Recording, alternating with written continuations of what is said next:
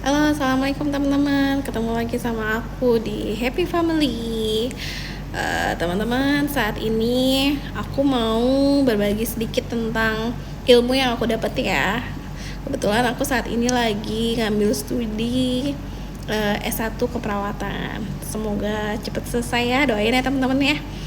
Terus aku sini mau jelasin tentang sistem informasi manajemen rumah sakit. Apa sih sistem manajemen rumah sakit itu? Ya, di situ di sistem itu atau biasa disingkat dengan SIM ya teman-teman ya. Itu adalah untuk memenuhi kebutuhan informasi manajemen di rumah sakit. Kayak misalnya teman-teman tuh di rumah sakit biasanya teman-teman kan daftar dari mulai pendaftaran, terus kunjungan ke dokternya tuh di poli, terus dapat nomor registrasi rumah sakit, nomor CM ya teman-teman ya. Nah, itu bisa semua sekarang terkomputerisasi ya. Kebetulan saya bekerja di salah satu rumah sakit pemerintah ya. Terus dari situ SIM itu tuh menaungi beberapa inian ya, kayak beberapa aplikasi gitu ya. Misalnya dari mulai pendaftaran tuh nanti di situ masukin nama pasiennya, masukin nomor registrasi pasiennya, atau bisa juga masukin tanggal lahir pasiennya. Nanti semua keluar data-datanya tuh. Misalnya terakhir kapan dia berobat, kapan dia dirawat, terus pemeriksaan apa aja yang udah dilakukan selama dia di rumah sakit, itu kelihatan semuanya. Terus biasanya di situ juga, di SIM itu juga bisa melihat rekam medis yang tadi aku bilang ya, rekam medis elektronik namanya. Terus di situ juga bisa ketahuan tentang manajemen pendaftaran, terus dokternya siapa, kayak gitu. Tapi di SIM itu ada tantangannya nih teman-teman.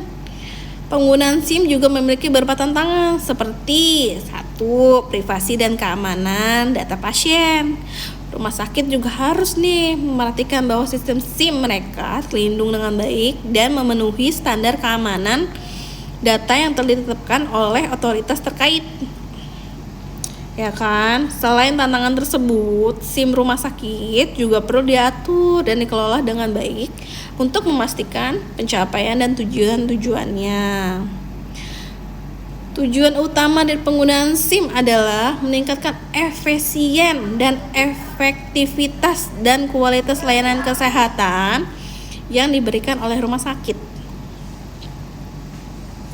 Terus ya di situ pokoknya dari nanti kita bisa lihat di situ obat-obatan yang dipakai, kita bisa lihat tuh ada datanya. Kalau di rumah sakit itu biasanya masukin kayak nama answer kita, terus ada sandinya juga, terus nanti kita biasanya dirawat di ruangan apa, itu terlihat semuanya di situ. Nanti tinggal keluarin, tinggal kita klik, keluar semua itu ya, gambaran-gambaran itu, terus obat apa yang diberikan, terus info apa yang diberikan oleh dokternya terhadap pasiennya tuh, itu bisa kita lihat di situ. Terus kalau kita mau melihat hasil laboratorium dan ronsen pun bisa lewat SIMRS. Di situ kita seperti yang tadi saya bilang, masukin aja data-data pasiennya, kita ada sandinya kayak gitu ya. Di sini aku nggak bisa nunjukin ya, soalnya sistem rumah sakit, mohon maaf. Hanya sebagian garis besarnya aja saya tunjuk, menjelaskan. Nanti kalau misalnya teman-teman ke rumah sakit gitu, di situ nanti biasanya rumah sakit itu akan jarang sekarang mengeluarkan kertas ya, karena kita udah berbasis komputerisasi semuanya. Dan teman-teman juga biasanya kalau ke rumah sakit kita bisa aplikasi di Jack Sehat juga, itu udah kelihatan semuanya kayak gitu. Terus Itu aja sih sebagian garis besarnya ya. Harapannya sih setelah kita udah modernisasi kayak gini, semoga pelayanan di rumah sakit bisa lebih cepat lagi, bisa lebih baik dalam melayani pasien dan masyarakat Indonesia tentunya. Dan mudah-mudahan nanti di rumah sakit daerah yang lain juga selain di Jakarta gitu, mudah-mudahan juga sudah memakai SIM RS ini ya teman-teman ya. Kita mendukung saja program pemerintah. Semoga kedepannya kesehatan Indonesia lebih baik lagi. Ya, cukup sekian dari saya. Ini saya bikin rekaman ini adalah untuk salah satu tugas dalam mata kuliah saya, yaitu mata kuliah mengenai sistem informasi kesehatan, yang kebetulan dosen saya adalah Bapak Ari Gunawan, Eskom MMSI, yang saat ini sudah bergelar menjadi doktor. Selamat ya Pak. Semoga ilmunya bisa bermanfaat untuk kami dan untuk orang banyak. Cukup sekian dan terima kasih saya ucapkan kepada semua, dan jangan lupa like, komen, dan subscribe. Tolong kalau ada salah-salah kata saya mohon maaf. Nanti kita ketemu lagi di vlog selanjutnya ya.